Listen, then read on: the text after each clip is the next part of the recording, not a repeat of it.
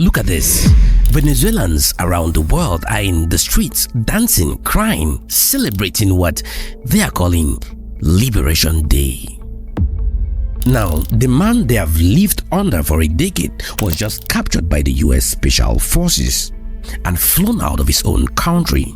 And then, hours later, Trump said this.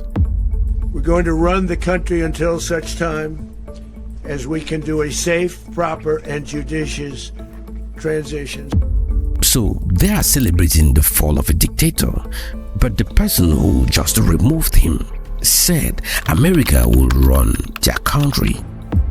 And if you are anywhere in Africa or the diaspora, you need to understand why this question matters for you. Because what happened in Caracas at 2 a.m., that playbook, it works anywhere. And depending on where you are, that's either terrifying or long overdue. Now, let me explain.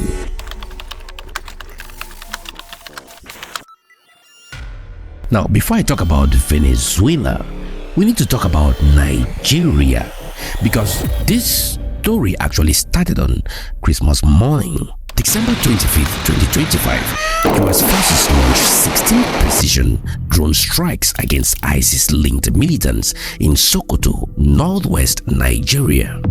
Now, here is the context that matters. For years, Christians in northern Nigeria have been targeted, villages attacked, churches burned, families unalived, and the response from some local and federal authorities have been inadequate at best. Now, I'm not saying Nigerian forces haven't tried, but they have been outgunned, under-resourced, and in some cases, the political will simply wasn't there. So when Trump ordered those strikes timed specifically for Christmas, targeting militants who had been killing Christians, something changed. You see, for the first time in a long time, those communities felt like someone was actually protecting them. You know what? That really matters. Now, I know some people have sovereignty concerns about military action on African soil, and those concerns aren't baseless. But let's be honest about the reality on the ground. If your governments can't or won't protect you from terrorists burning your village and unaliving your family, sovereignty becomes a pretty abstract concept. The Nigeria strikes worked. They took out genuine terrorist threats. Those strikes showed that action was possible when the will existed. And that brings us to Venezuela, because the same administration that protected Christians in Nigeria just removed a president in Caracas. And I think there is a lesson in that pattern that some African leaders need to pay attention to.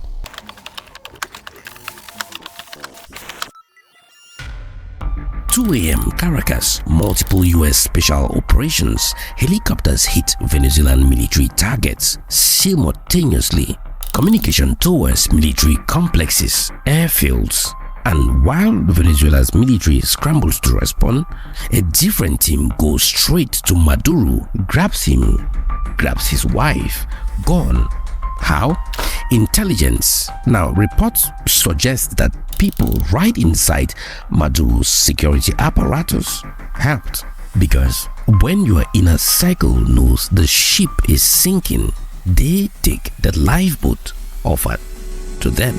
Now, Maduro is gone, Venezuelans are celebrating, and Trump says the US will run Venezuela during the transition. And that's where things get interesting for Africa. Okay, here is the question we need to ask honestly. How many African presidents right now are sitting in offices they legitimately won?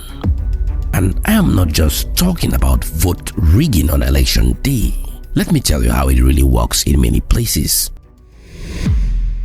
Strong opposition candidates are eliminated from the ballot, disqualified on technicalities, arrested on corruption charges, and sometimes worse. Step 2, opposition supporters get intimidated, harassed, in some cases imprisoned. Step 3, election day arrives. Now, at this point, you might not even need much fraud to win. The real competition was already eliminated. Step 4. The winner claims a mandate. International observers note irregularities, but nothing changes.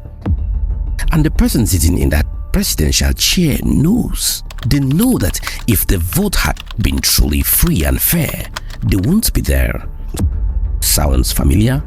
That's exactly what happened in Venezuela. The opposition that was allowed to run faced massive obstacles, and Maduro won, and he would be in New York to face charges. So here is my question. Is that a dangerous precedent, or is it that accountability finally catching up to people who steal elections? Look, I'll be straight with you. Part of me think if you are an African president who eliminated your real opponent before the vote, who imprisoned critics, who manipulated the entire process, maybe you should be worried right now. Maybe the Venezuela raid sends a message that rigging elections and calling yourself legitimate while running criminal enterprises on the side won't always be protected by sovereignty. Now, do I want foreign powers deciding who govern African countries? No, nada. But do I want African populations trapped under leaders they clearly rejected at the ballot box? Also, no. No. And that tension, that's the uncomfortable reality we are living in.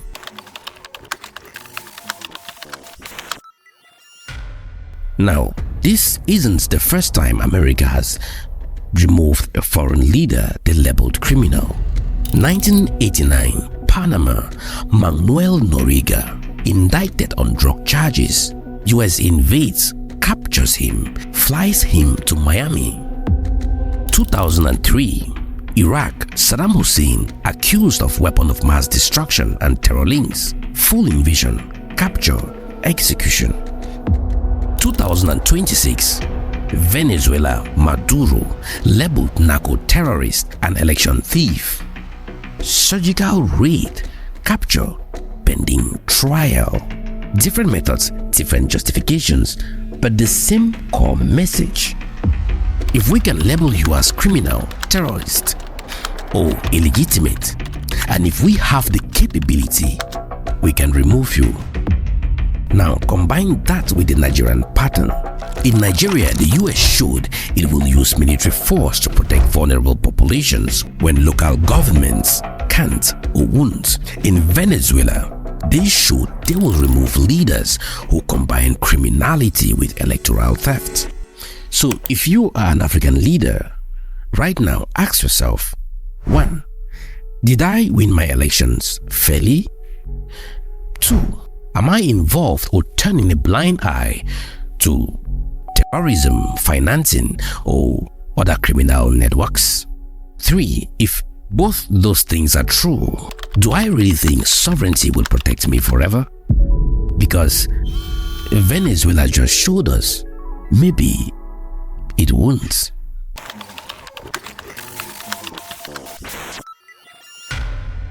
Now, here is where it gets really interesting for Africa. In 2022 and 2023, military takeovers removed leaders in Burkina Faso, Niger, and Mali. And you know what happened? Significant parts of the population celebrated, took to the streets, said these leaders were French puppets, were corrupt, had failed to protect them from terrorists.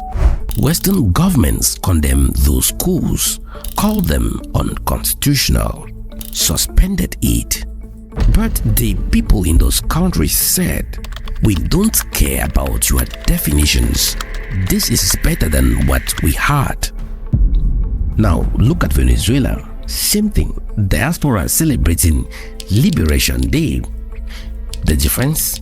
In the Sahel, it was junior military officers removing leaders. In Venezuela, it was the United States removing a leader. But in both cases, we had populations saying, The person in charge was illegitimate, and we are glad they are gone. So the question becomes, who gets to define legitimacy? The constitution, the people in the streets, international observers, or whoever has the most power? Now, here is what I think. If you clearly stole the election, if you eliminated real opponents before voting even happened, if you are running criminal enterprises from the presidential palace, I'm not going to cry when you get removed. I don't care if it's a coup or foreign raid. Does that mean I want foreign powers deciding everything? No, nada. Does it mean every military takeover is good? Absolutely not. But it does mean action have consequences.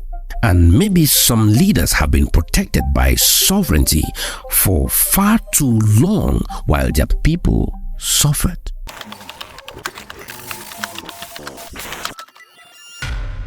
If you are an African leader watching this, here is what you should be thinking. 1. The US just showed it will protect Christian minorities facing terrorism, even on African soil. That's the Nigerian lesson. 2. The US just showed it will remove leaders who combine electoral fraud with criminal enterprise. That's the Venezuela lesson. 3. If both those things apply to your situation, you might want to change course. Now, I don't think the US is planning raids across Africa. Most African leaders aren't in Maduro's situation. But precedents matter. If you are rigging elections and your security forces are letting terrorists run wild because you are afraid capable military officers might threaten your power, Venezuela just showed that calculation might be changing. Is that foreign interference? Yes. Is it also accountability that domestic systems failed to provide? Also, yes. Both things can be true. There is an African proverb: when you see your neighbor's beard on fire, you start wetting your own. So, some African leaders' beards should be very wet right now. So, here is what we know. January 3rd, 2026 showed that if you steal elections, run criminal operations, and hide behind sovereignty, that might not work anymore. Venezuelans are celebrating Nigerian Christians feel protected for the first time in years. At their risk? Yes, foreign intervention can go wrong. Power can be abused. But there are also risks in doing nothing, in letting terrorist groups unalive Christians with impunity, in letting dictators rig elections decade after decade while their people suffer. So here is my take. If you are an African leader who genuinely won your elections, who is fighting corruption, who is protecting your citizens, you probably don't need to worry about this precedent. But if you eliminated your real opponents before the vote, if you are enriching yourself while your people starve, if you are letting terrorists operate because you are afraid of your own military, then yeah, maybe you should be worried, because the world is changing and sovereignty isn't going to be an absolute shield anymore for leaders who abuse it. Now, I know this is complex and I know reasonable people can disagree. So tell me in the comments, do you think the Nigeria strikes were justified? Do you think removing Maduro sets a dangerous precedent? Or is it accountability catching up to a criminal regime? And for African viewers, how do you think leaders should respond? See, if you want more analysis like this, understanding the real power plays shaping Africa's future, hit subscribe. My name is Samuel Luis. You are watching Africa Today, and this is the Strategic Lens. I'll see you in my next video. Bye.